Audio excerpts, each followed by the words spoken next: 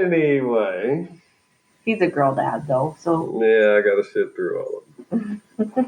Where were we at? I don't know, but I was just letting him know you don't watch movies. No, I was hyping up the movie. I was trying to hype up the movie.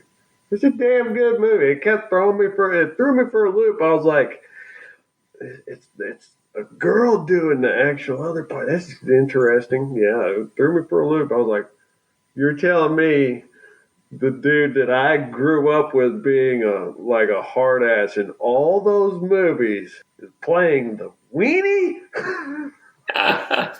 Well, what's funny is there wasn't one stunt double in that film. Really? I mean, the people she fought were stunt performers. But Danny, there was a utility stunt person on standby, but she never did anything.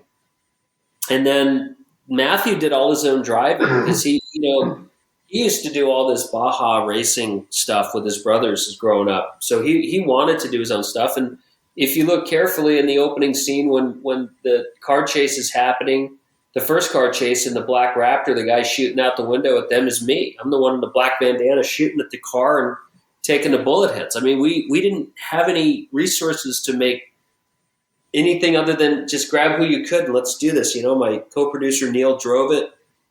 Matthew and Danny drove in the green, and Danny shot the gun, shot the window out of the back of the Suburban. Man, that was all real.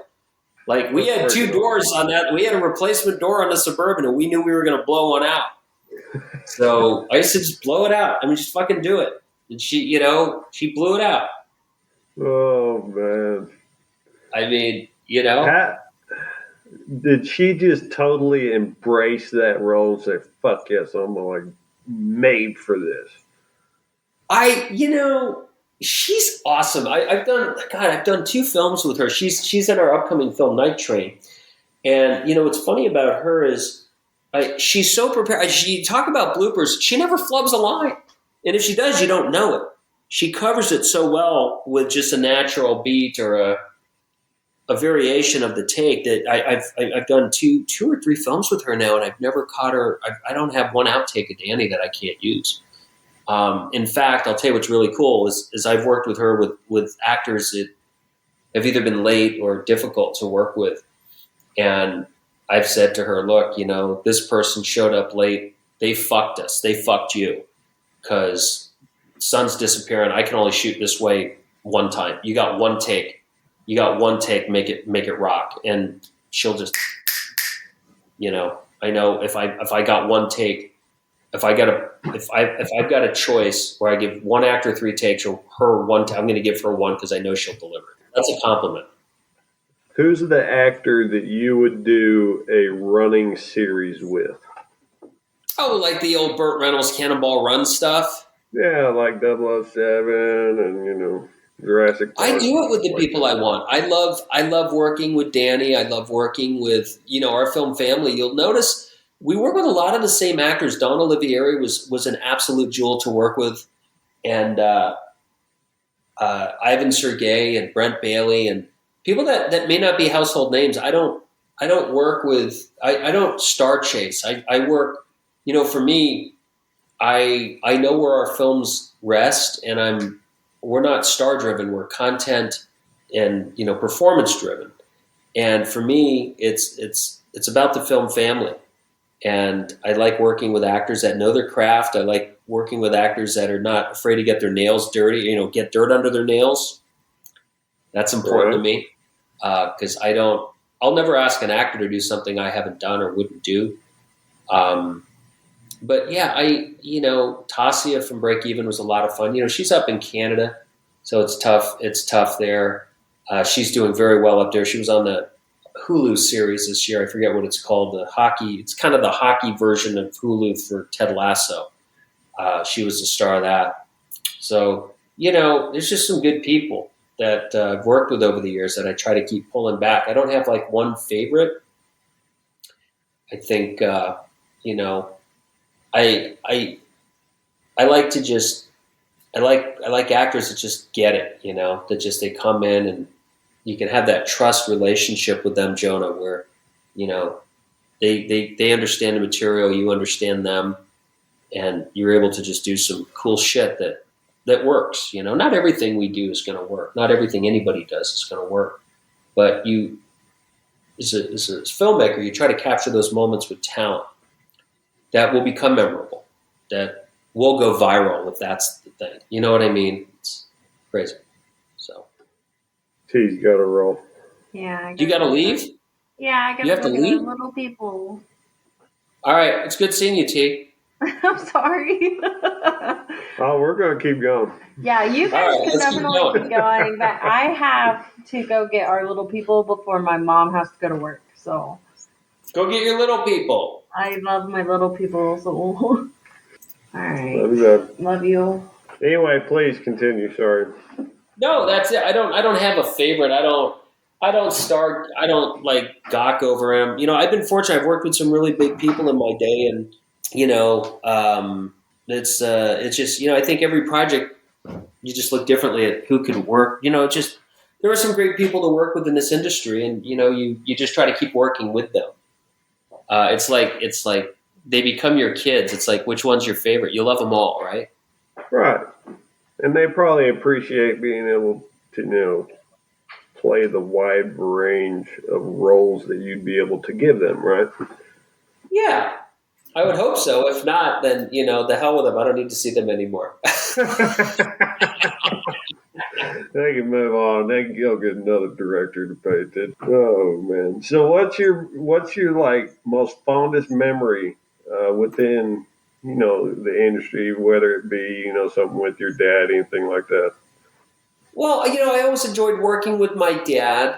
That was always really special. But, you know, working with family is difficult. I mean, you know, some of our closest friends that were very successful would always say, don't work with family. You know, not everybody can leave work at work and home at home. And if you can successfully find a way to keep those apart, then, you know, you can have a successful relationship in both spots. And I think my dad and I, for the most part, did well. We had our ups and downs, and you know, it's never easy being in your teens, especially being told all the time by your parents what to do. It's like, it's bad enough they're telling you as your parent what to do, and then you got to go to work and you're working with your parent. And it was, you know, we had to go through that. I could have been a better son. I could have been more understanding. You know, when you're 13, 14, those are tough years. You don't think outside your little bullshit bubble, right? You're starting to figure out what's happening with your body, and so other things. You're figuring out a lot of shit, yeah, and being told, you know, constantly what to do by the same people is tough. So I think the greatest experience I ever had on a set was I was working at Entertainment Tonight as a assistant editor, and Viacom had just bought Paramount and all the shit that went with it. And all I know is I showed up to work and it was our last day. Nobody told me anything. It was just a lot of my bosses were packing up boxes and plants and pictures of their families and leaving and crying. And I didn't understand what was going on. And they said, yeah, this is our last day. So I was like, okay. We kind of worked this weird hoot owl shift anyway, that we were working from like 4 to 2 a.m. and getting everything ready for the next day of show. And everybody was fired, so they were like drinking and playing cards, and I don't play cards, and I had a long drive home, so I didn't want to drink. Some guy came up and said, I need somebody to help. I said, what's up? And he goes, we're shooting a movie and I need help. So I went with him. Turned out they were shooting pickups on and reshoots for Clear and Present Danger with Harrison Ford and Willem Dafoe. Mm. So first thing they did is they put me in wardrobe, told me to put on a suit, and they said, go stand back there, we need you as an extra. I mean, they were really short-handed. It was kind of funny. So I started out by wearing a suit in New York in their Madison, you know, Avenue or whatever that area in Paramount is all New York. And it's a scene where Willem Dafoe gets out of the van and puts the gun to Harrison Ford with the newspaper and says, don't be an asshole, Jack, get in the van. And that's what they reshot that night. And I'm one of the guys in the background that are blurry walking around.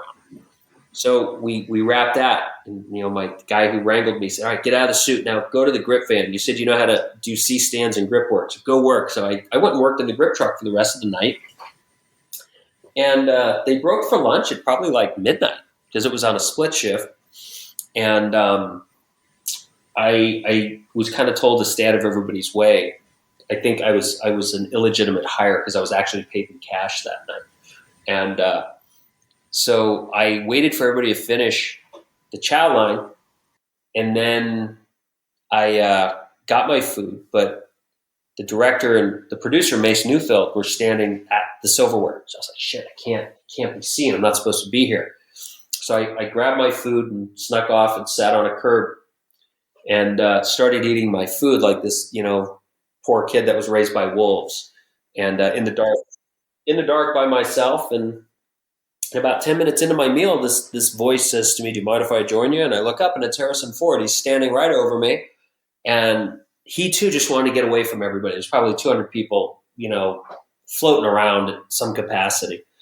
So he sat down next to me, and I'm literally eating prime rib and green beans and mashed potatoes with my bare hands. And here he is sitting in his Jack Ryan attire with the plate on his lap, cutting and eating with a bib, and they give the actors all this shit so they don't spill crap on their clothes. And so we just started talking, and we probably spoke for about 15, 20 minutes, and it was a very genuine heart-to-heart talk of, here's a guy who was the biggest movie star in the world at the time. I mean, this was 1993, 94. How big was Harrison Ford then? Freaking and he was the biggest. And here I was trying to figure out my life. And it was a really neat time. And I'll never forget, they started singing "Happy Birthday" to somebody over on the set, and he looked at me and he goes, "Oh, jeez, I gotta go make an appearance. I'll be right back. Watch my play." And he got up and went and sang "Happy Birthday" to the assistant director, whoever his birthday it was. And God bless him, he came back and he brought 2 plates of cake back with him. He brought me a plate of cake. But the coolest thing is he handed me the cake. He said, "Here you go. I thought you'd like that." And I said, "Thanks." He said, "Hang on, I'm not done yet." He reached into his lapel and he pulled out a fork. He said, "I'm sorry, I cannot bear to watch you eat that with your hands." And, after eating my dinner with my hands. So he got me a fork. And that kind of was a really fun moment. So we sat and we finished, and he said, "Well, I guess they called us back to work," and we shook hands, and that was that. So another 5 or 6 hours of the night went through, and the sun was starting to come up. And I was working in the grip truck, and that was a wrap, and everybody was leaving. And I heard somebody saying my name. And because I was kind of like this little hip pocket hire for the day, I didn't go out. And then finally the guy who was my boss for the day, he said, "Dude, come here right now." And I dropped everything and went out. Harrison Ford was looking for me. He was standing at the end of the grip truck, and he was calling for me and just wanted to shake my hand again and say goodbye. And it just shows you. I mean, he was the biggest star, movie star in the world, I believe, at the time. And just the way that he treated me and was sincere, it meant a lot to me. So I think that's the one story that I take with me forever. It's my favorite. I put that on my headstone, bro. Well, yeah, he also brought me some silverware, which is really cool. That's pretty awesome. So have you ever really gotten starstruck when you've met somebody, or is it kind of just like a mundane everyday thing now? You get used to being around, you get used to it. I grew up, my dad was a working actor when I was very young, before he became a filmmaker. And my dad co-starred with Rock Hudson in Ice Station Zebra. That's actually, I'm on this planet because of Rock Hudson. My mother moved here from New York and met my father, and he hit on her at a Ralph's grocery store, and she said, what do you do for a living? He said, "Well, I'm an actor." And she said, "Well, where do you wait tables?" He said, "Well, actually, I'm co-starring with Rock Hudson in a film right now." So my mom was kind of like, "Tell you what, you introduce me to Rock Hudson, I'll fucking go out with you." So lo and behold, here I am. And Rock stayed friends with the family for a number of years. Paul Williams is kind of my surrogate uncle, the singer-songwriter who's one of the most prolific songwriters in history. We had people like that around the house all the time growing up. So I was, fortunate to grow up around the Hollywood atmosphere. So to me, I always appreciate meeting somebody who's successful because, that the world's eyes are on them, and you're getting some one-on-one time with them. That always feels, that feeling never goes away for me. But there's also the reality of they put their pants on the same way we do. They brush their teeth. They take a shit. They eat. They have struggles. We have struggles. They're human beings. They just happen to be in a situation where they're being admired by a lot of people. So it's never really affected me, but I always appreciate and respect, what they've achieved, and you just hope that they live up to. I've learned that so many of them are just not what the public persona is, and I usually like the person that's not public a lot more than the one that is. But sometimes you see the ones that are really horrible people, and I always hope for their fans that they're not horrible people. I don't care. I've dealt with assholes my whole life, but sometimes when you meet somebody who's really special in the world's eyes, you go, God, I hope this person's genuine and kind and grateful for where they are. Because if not, I'm going to feel really sorry for their fans. How hard is it not to really pay attention to all the critiques about your movies and shows that you've done? How do you block that out? Honestly, I don't read the good ones and I don't read the bad ones. I think if you only read the good ones, you're huffing your own farts. And if you're reading the bad ones, it's going to put you in a sense of depression. It's like I work with certain people that I've been around a long time. I'm 51 years old. I started working in this godforsaken industry when I was 9 months old. I've been around, and I work with people that I may write with, and it's their first time having a script produced into something. And I tell them, I said, look, you have a choice. You can either read your reviews or you can't. I said, I know everybody's excited to read a review because that's just what Lucy and Ricky used to do on I Love Lucy's. Oh, the reviews are in the Hollywood Reporter, the Variety, and we're conditioned to need this. I said, you have to understand something. Like our politics have changed, and you and I talked about this on how politics has become something so different than what it used to be in the last 5-6 years. It's just become poo throwing, right? Yeah. So you gotta understand that critics are more interested in sensationalistically slamming somebody's work because they may be somebody who's literally living in their mom's basement who hasn't gotten laid in 20 years and they have no life, and they have a voice on Twitter. They have a voice on YouTube. They have a voice here. These are the journalists now that are rating our stuff, our work. And you have a choice. You can either take what they say as gospel, or you just don't. You just act like it's not there. And I respect anybody who takes the time to watch a film. But what I have a problem with are the people that literally try to become popular by writing horrible things about people and their work. And I've always believed those who can't will teach, which is the old acting class adage where those who can't teach.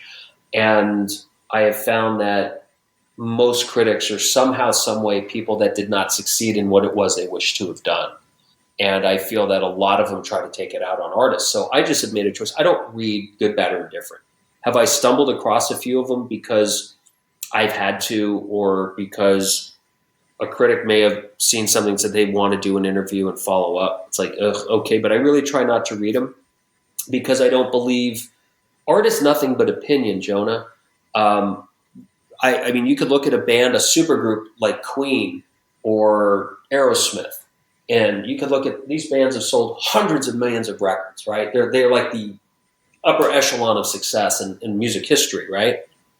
And you can have half the population say Queen fucking sucks, Aerosmith sucks, Van Halen, Led Zeppelin, the Eagles suck. Well, who is he to say they suck? It's his opinion, and he's entitled to it.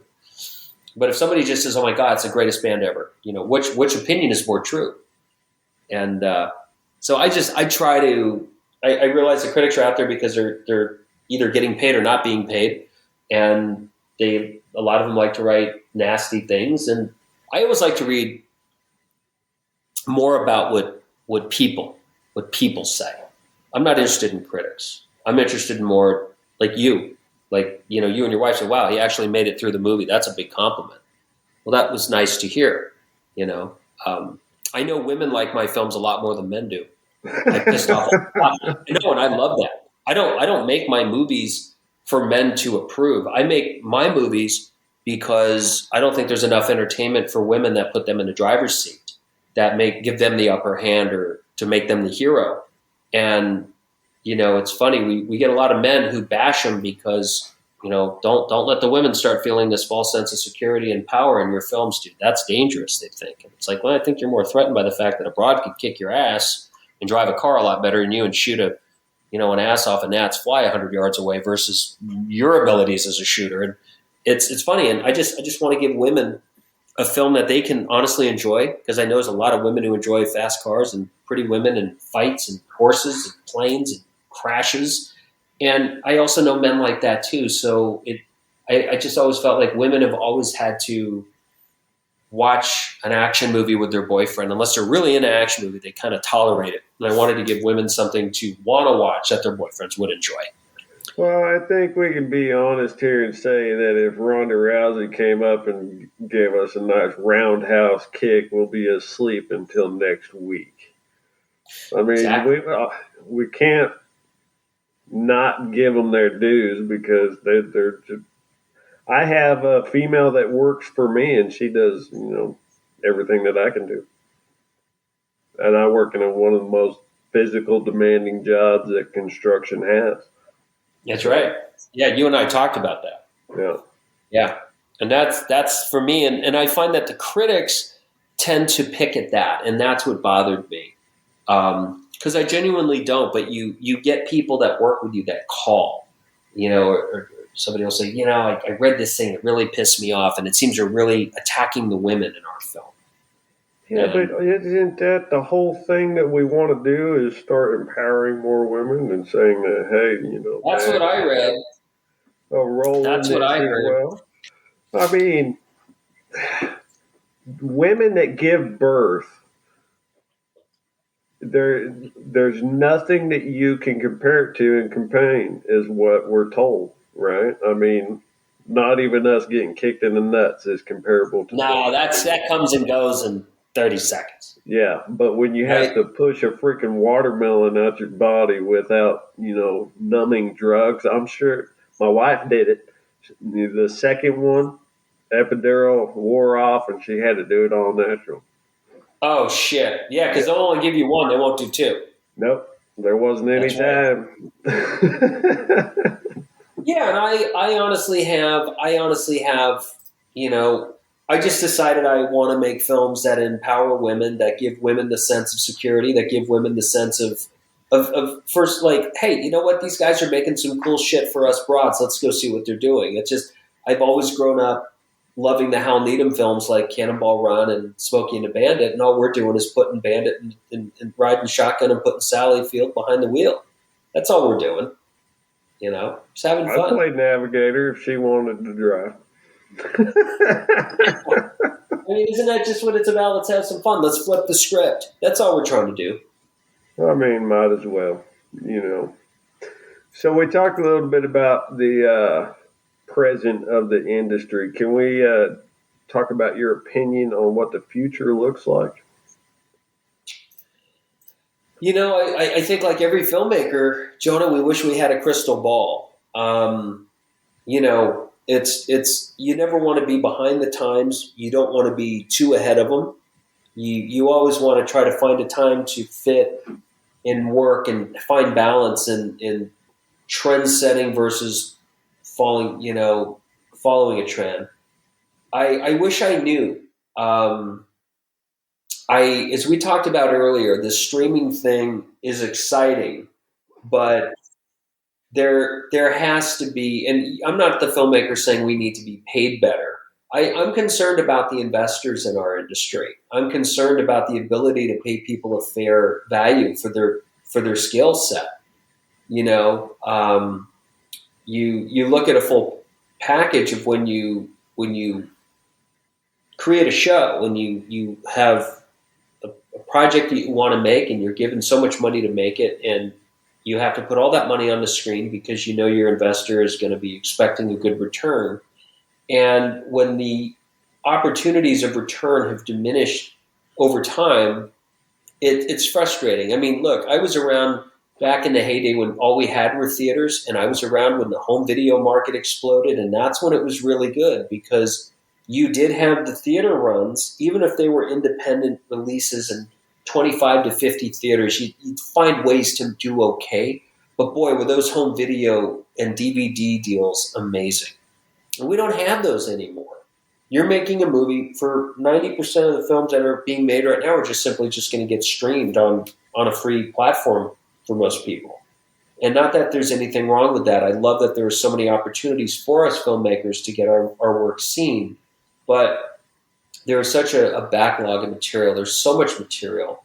And I think that they got to get this figured out because I sincerely believe they're going to bankrupt our investors with this platform. It's how do you keep getting investors to sign up to invest in an industry that doesn't pay the way it should for what we're giving it and the longevity that it has? I mean, you got to understand when we make a deal with a country, most of the deals come through, they're asking between 5 and 12 years for the licensing rights of that film. And those terms have gone up and the numbers have come way down. And that's straight across the board.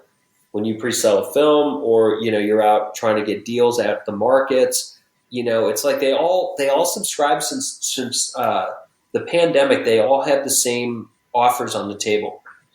When we did Night Train before Cannes, we had 4 really big distributors come to us with the identical deal for amount, territory, and term. And I thank God we passed on all of them and went ahead and did our thing. And one of them, came back strong and said, no, we really want the film and we believe in it. So we made a fair deal for everybody. But everything's become so cookie cutter. And there's no individuality anymore. It's basically, they don't have Matt Damon or Ben Affleck or J-Lo, so it's going to fall on this level. And they didn't do this or that, so it's going to fall into that level. So everything's just really cookie cutter now. And I don't think that's a healthy place for any industry to be. I think this got to get figured out, or I think you're going to find less and less people able to make movies. And to me, I don't want to see the same damn 10 actors in the same movies that I'm seeing over and over and over again. Well, there's a reason you're seeing the same damn 10 actors in the same movies over and over and over again. I'm not saying I agree with it, but that's what I'm talking about is you're literally getting the same regurgitated stuff because it's safe, it pays the most, it becomes franchise worthy, and they can justify their budgets. Right. Put a little variety in there. Couldn't agree more. Yeah, I'm concerned about the future of our industry. I hope they figure this out. I really do. Well, I hope so. I mean, I don't watch a lot of movies here lately. I when it comes to the podcast now and my daily job, I really don't have time to. But when, you got a hold of me and I was like, well, hell, I watched a good chunk of his movies growing up. And so I was like, wow, this is like an opportunity I'm not going to pass up. And so it's pretty awesome that I got to talk to you. I'm enjoying this completely. So what is your future looking like here? We were talking about a new movie that you were working on. Well, I've got a project called Night Train that comes out January 13th in theaters and starts the streaming, I believe, the 17th. So we come out the 13th in theaters. I believe the 17th it'll start streaming. Really excited about this one. It's got Danielle C. Ryan, who was our star of Double Threat. It's got Diora Baird, who's been in, she's in Cobra Kai. She was in Texas Chainsaw Massacre. She's been in a bunch of cool stuff. We've got Joseph D. Reitman, Joe Lando, Kevin Joy, Ivan Sergey. I'm sure I'm missing a lot of them. It's a really big ensemble cast, and it's an action thriller. It's got some real intense stuff. I mean, we worked with Valerie Thompson, who is the world's fastest woman. She's gone over 358 miles an hour on a motorcycle. And Valerie, we did have one double in this film for Danny, and that was Valerie, because her character is somebody who's trying to break, land speed records on motorcycles. So Valerie Thompson was good enough to come out and go over 200 miles an hour on a street bike for us out in the dirt. And we did that shit. That was awesome. And we had Mike C. Ryan, who holds all sorts of Guinness Book of World Records for jumping trucks. And I think he's the guy that spends the most time behind the wheel in the Fast and Furious movies as the real stunt driver. Mike did some great stunts for us in the Night Train. We had Darren Parsons, who's a well-known truck racer, come out in his Baja truck and chase us and jump and do all sorts of cool shit. So we just, the film opens up with like 100, Rice Rocket cars. We just wanted to have fun and just really pay an homage to all the cool, fast shit that we all grew up loving. Wow. And tied it in with a really cool story. So we're real excited about that. I'm looking forward to that one. I might actually go to the theater. Oh, that would mean a lot if you did, man. That would mean a lot. It's called Night Train.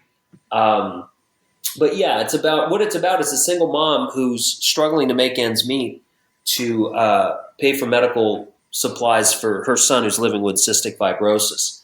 And she relies on black market medical supplies because a lot of people don't realize this, Jonah, but even if you have insurance, a lot of times kids with cystic fibrosis can cost a family several, tens of thousands of dollars a year.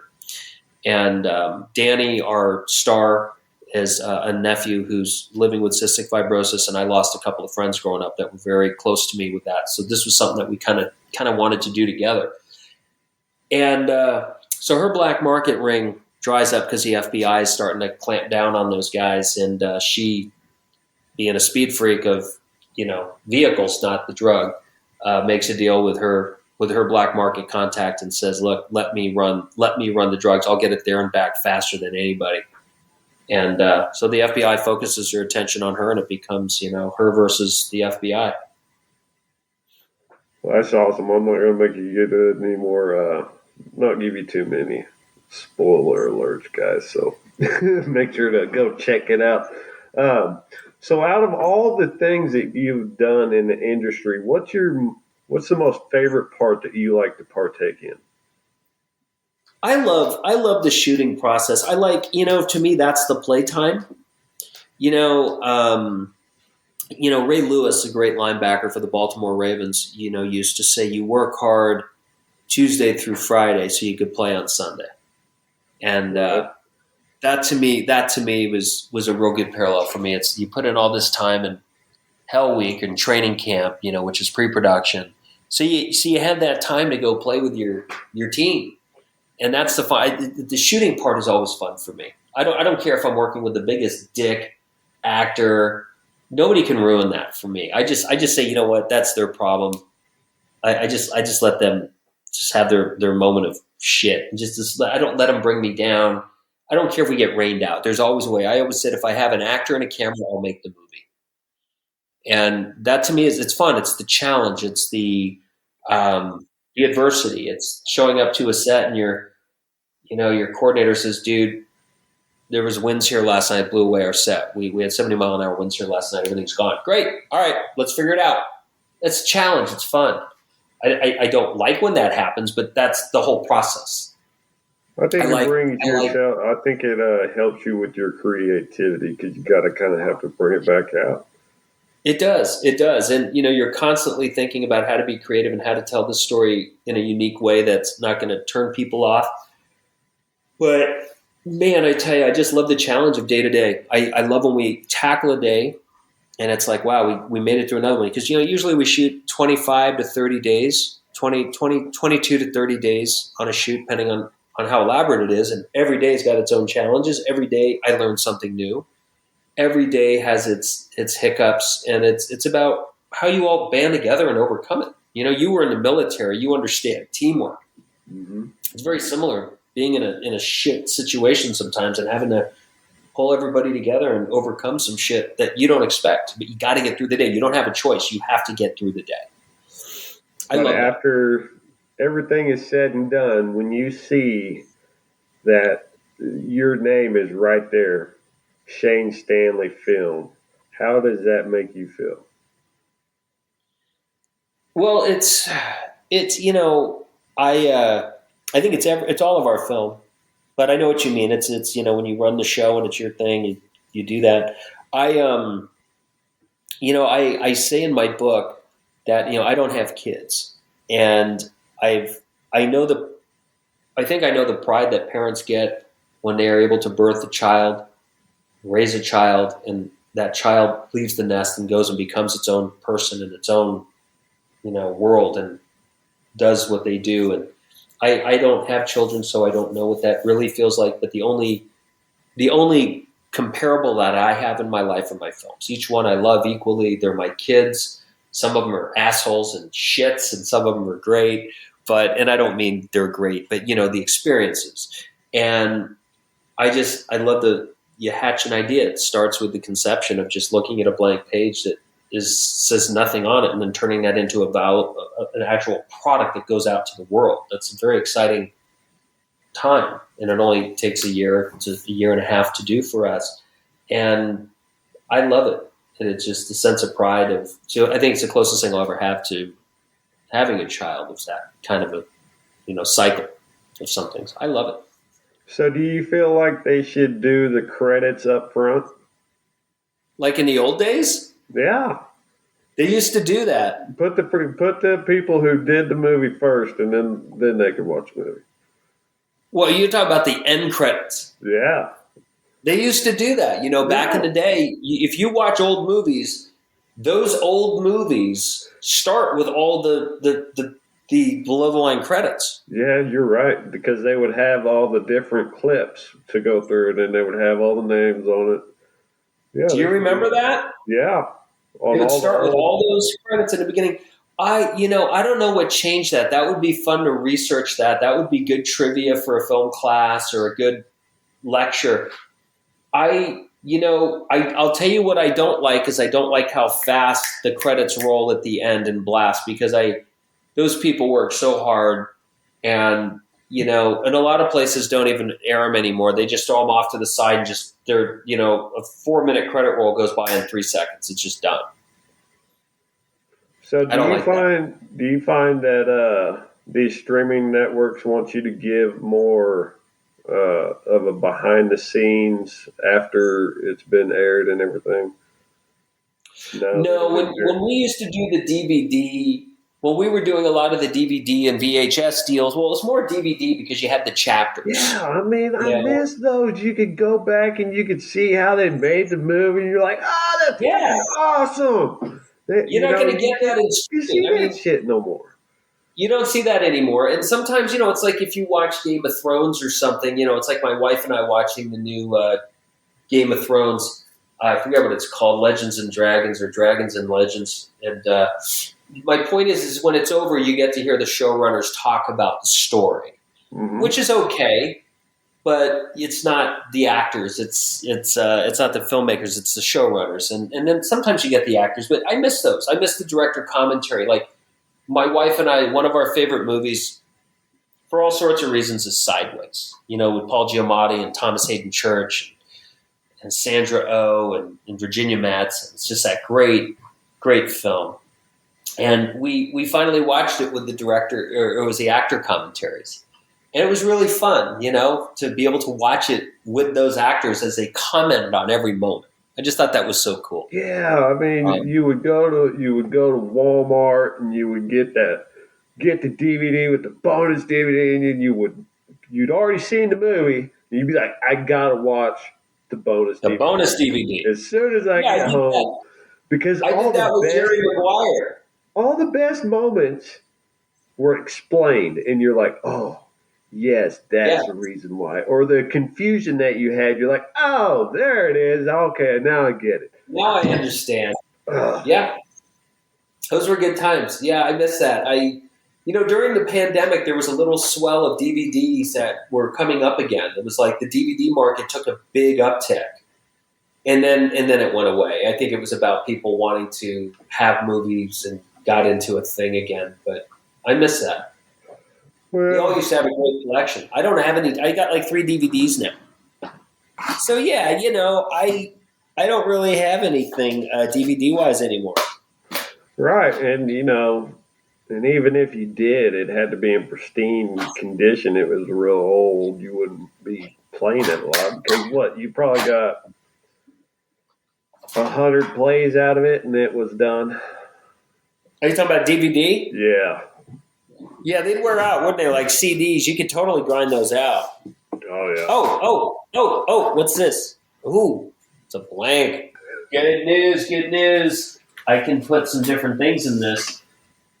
But yeah, it's I like doing the bonus stuff. I don't even waste my time with it anymore. As we're shooting, I don't even care.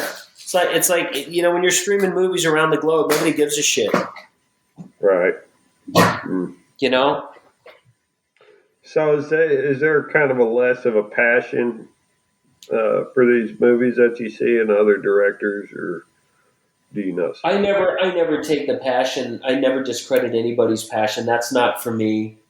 I just think that a lot of things just become very formulaic. They become a machine. You look at some of the stuff that some of the networks are cranking out, like Lifetime and Hallmark. They literally they just keep making the same thing, and they hire the same people to do it, and that's cool if that's their thing. I'm sure I would hope that whoever they're hiring to do these things are passionate about them. I really would. I'd hate to think somebody is in the chair is calling the shots on making a movie that is not passionate about what they're doing. I mean, I know over 600 projects. I've done hundreds of commercials, music videos, industrial films, TV movies, episodic. Everything that I do, I give it 110%. Or it's just why do it? For me, I can't get involved in something if I'm not passionate about it. What's your favorite genre to be in between music, movies, TV? My favorite genre? You mean as far as like action or thriller? I mean action comedy, action thriller. I think is fun. So movies. I love those. Right on. That's it for me. We were kind of talking earlier about I don't think we got to explore the second Gridiron Gang when you made it into a movie.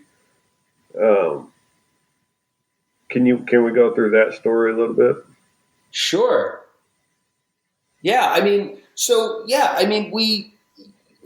made the original documentary and then made a deal with Hollywood to have it remade into a film. And my father and I produced together with Neil Moritz and Phil Joanna, who directed. Phil is such a great director. I've always been a fan of Phil's work.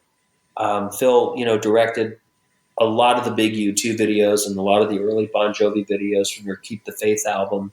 I've always liked his style. He knows how to tell a story with a camera. I thought he did a really good job. It was a really good experience, and working with Dwayne and Exhibit was in it, and Leon Rippey, and we just had a really good cast. The kids were really good. They were well cast.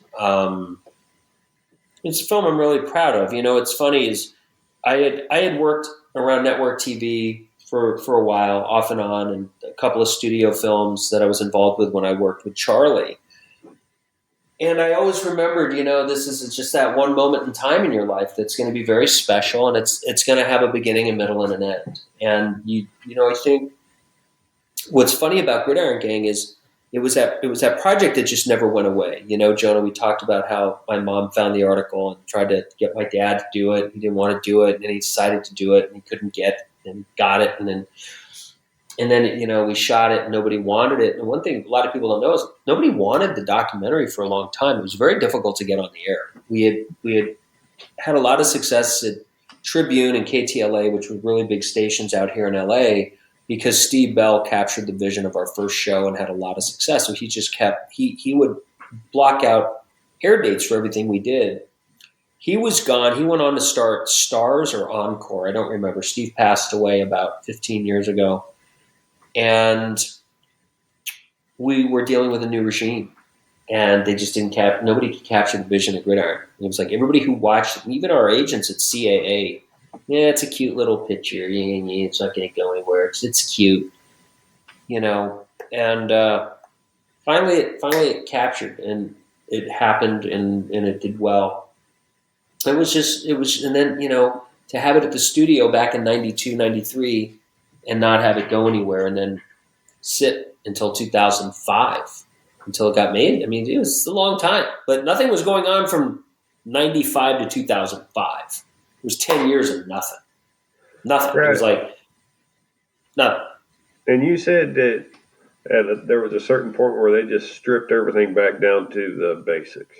Correct. And thank God for Neil Moritz, because Neil produces all the Fast and Furious movies. He did I Am Legend. He does Sonic the Hedgehog. He did 21 Jump Street, SWAT. Neil's a hit maker, and Neil is so contemporary and so forward thinking in his production. And what was so cool about Neil is Neil said, "Let's go back to the basics. Let's strip this down." And I was so surprised to hear him say that, but was so thankful that he did. And we did. We literally went back to the documentary and the original screenplay written by Jeff McGuire.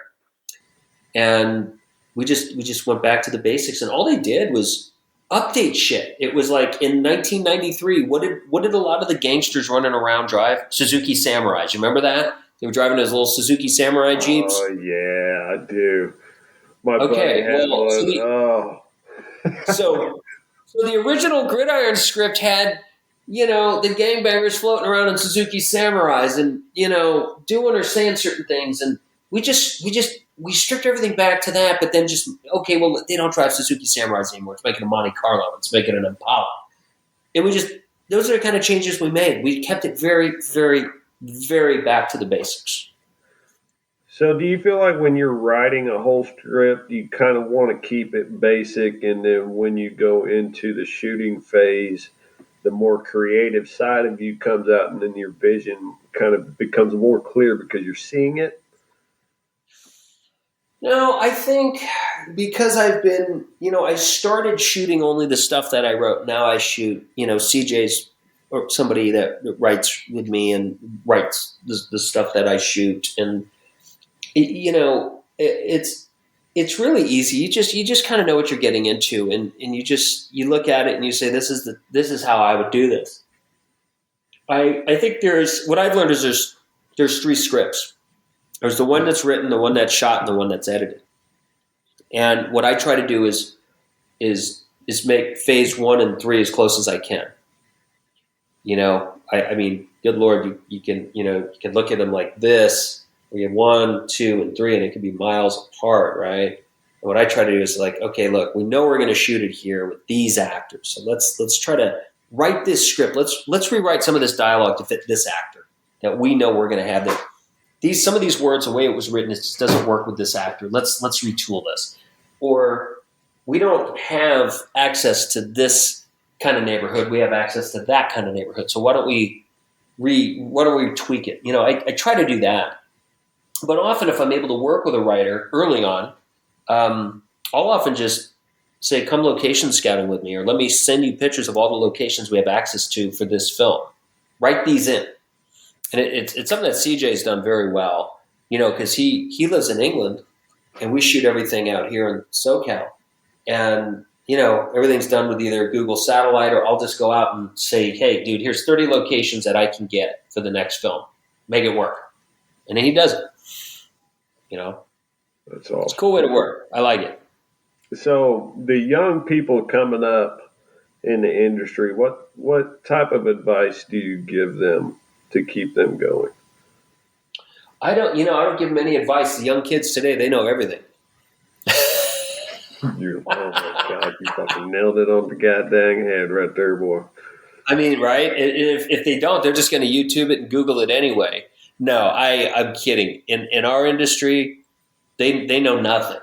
I always just tell them, hey, you know what? Just be the first one there, the last to go. Be the hardest working person in the room. Make who's ever your boss never want to make a movie without you. If you can have that kind of impact on a boss, you're going to do very well.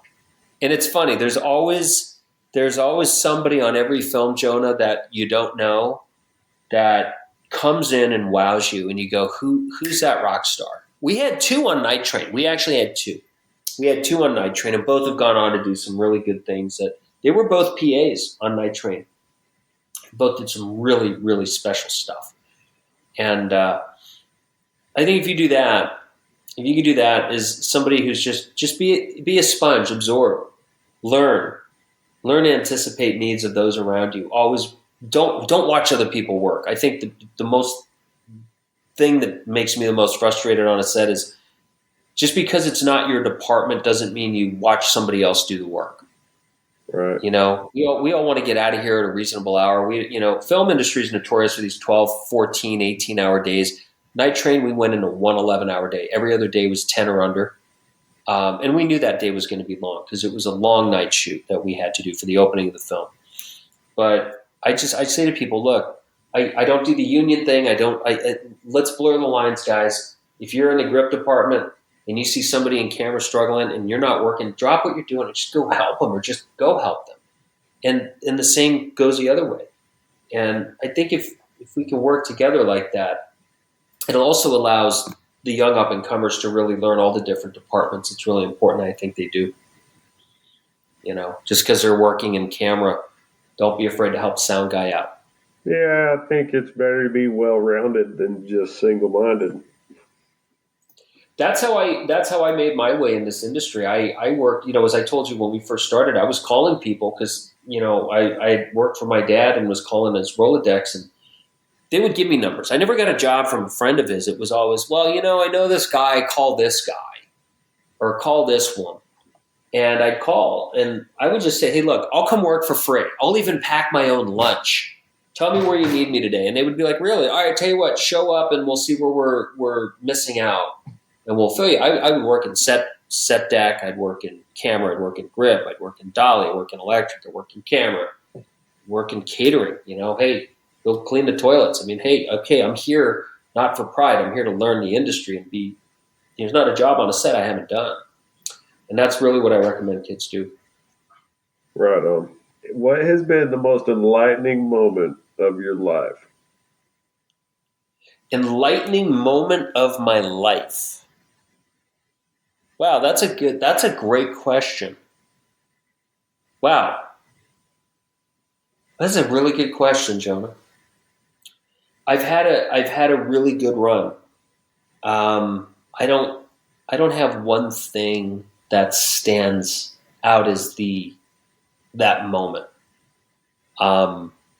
If that makes sense. I'm not a parent, so I haven't seen a child be born. I understand for parents that's amazing. Like once you're a parent, obviously my wife committing her life to spend the rest of her life with me is special, but that comes over time. It's not a one moment thing. Our wedding was very special, but I've had a really good run. I've had a blessed life. I tell people if I was told tomorrow is going to be my last day, I wouldn't run out and feel like I have a checklist, a bucket list, or any of that stuff that needs to be done. I've more than lived and checked off things. So I don't feel there's been this one thing that's been anything more special than every other day. Every day I find something special.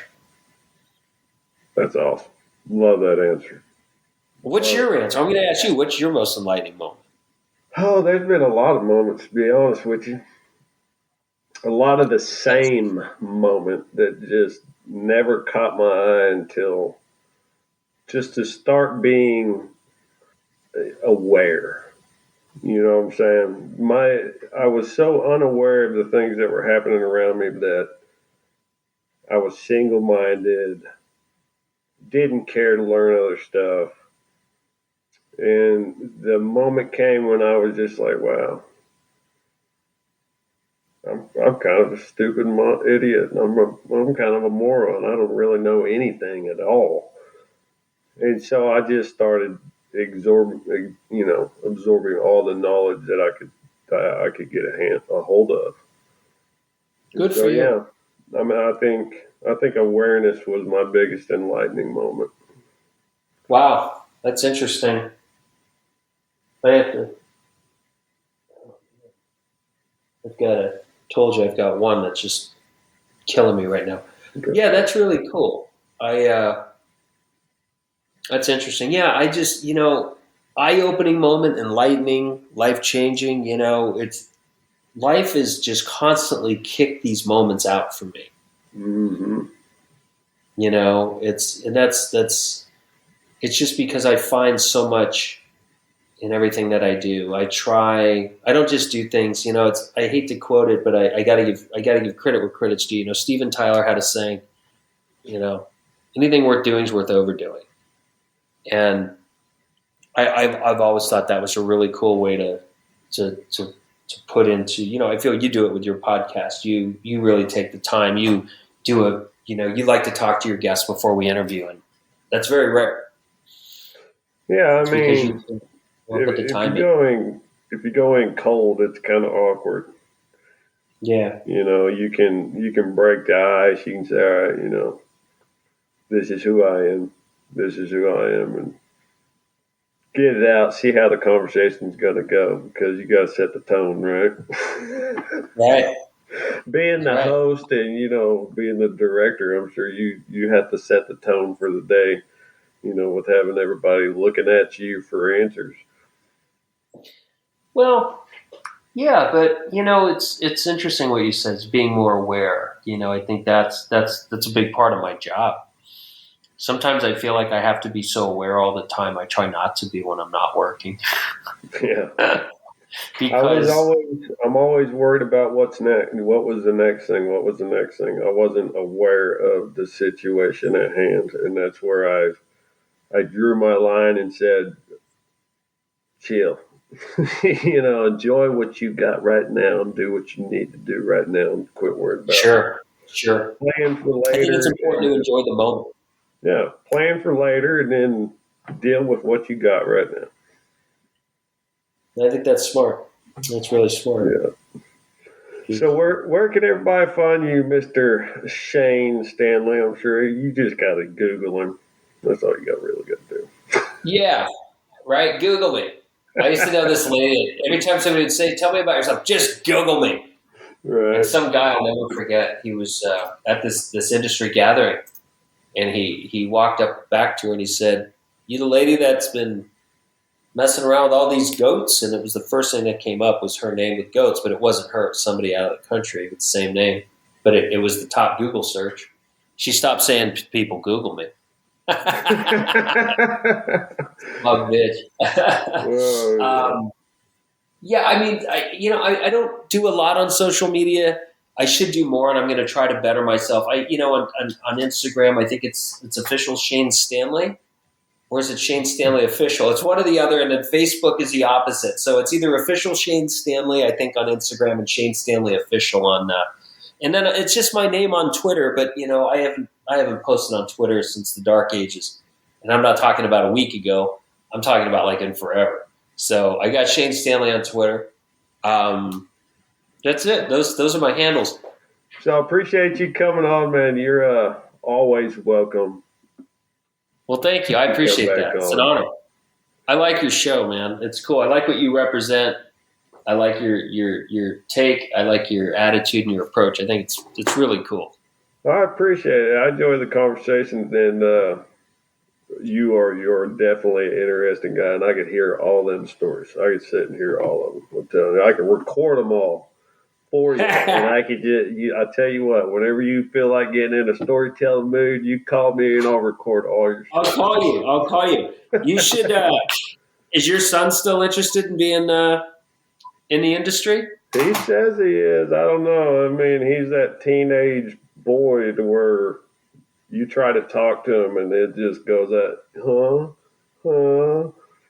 get it. Until I pin him down right in front of me, I got to be like, okay, tell me what you want to do. So, trying to talk to a 14-year-old boy on the phone while he's playing video games it's tough, isn't it? Oh, it's the worst thing ever. Worst thing ever. Well, you should try talking to me when I'm playing video games. Well, I know. I play them every now and again, but when I do, I'll be there for 4 hours. I think I told you, I start my day, I'm usually up by 4:30. I start my day with a cup of coffee and a game of Madden or motorcycle racing. I will do one of the two to get my brain going. And then I just play like one game in the morning, and that's it. It just gets my brain fired, and I'm able to go to work. Yeah, I haven't played. The last video game I played, I think, was Assassin's Creed. Assassin's Creed. Yeah. That's a big one. Red Dead Redemption. Redhead Redemption? Red Dead Redemption. I don't know. I don't follow the gaming one. I just get Madden and the other one. Oh, yeah. What is Redhead Redemption? Red Dead Redemption. I'm going to look that up. Red Dead. Are you serious? Yeah. Oh, you want? Oh, wow! Look at that. That's like a real game. Oh yeah. Oh wow! It's an online game. You can play it on. You can just play it. Oh, you play it on like Xbox and stuff? Yeah. That's really cool. Are you going to get Red Dead Redemption 3? If you're going to play one, play 2, because there's like different ways that you can go through the story mode of how you die. And either one, you're a shitty person and your grave is shit, or you're a really good person and your grave is awesome. Oh, this is really good graphics. I mean, they're out. It's like cowboys and shit. Oh yeah. Is it like a? It's like Grand Theft Auto. It's like Grand Theft Auto in the 1800s. Oh wow! Look at that. The graphics are amazing. Oh yeah, it's an amazing game. I love that game. You got the buffalo and the train. Yep. This is really cool. So you're the guy on the horse. You go out and start killing turkeys, and you like got to survive, right? Yeah. You got to help your gang survive. Is any like so? Is it just like you start and it just keeps going, or are you like? Can you start over? You don't like the way this one went. You start over and it's like a whole new experience. Yeah. Really? Yeah. There's like different options that you can play, and it goes in different routes. Wow, this is really cool. I've never heard of this. Yep. And then I live in a very sheltered world. There's two or three different endings. Oh, really? Yeah. Wow.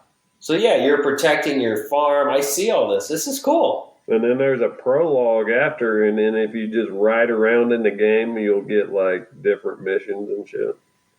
No shit. Yeah. This is really cool. Oh yeah. Yeah, I love my Madden game, and I like the football game, and I like some of the motocross racing games. That's about it. Yeah, my son's into freaking what was that, Fortnite? Oh yeah, the kids love that, don't they? Yeah, stuff like that. He loves that shit. Fortnite. Well, dude, this was a lot of fun. Thanks, Shane, man. I appreciate you coming on. That's all the time we have for today. You can now find us on our new website, thebceshow.com. Go check it out. You can contact us and subscribe. But remember to give us a rate and review. It helps the podcast with that pesky algorithm. Thanks for listening.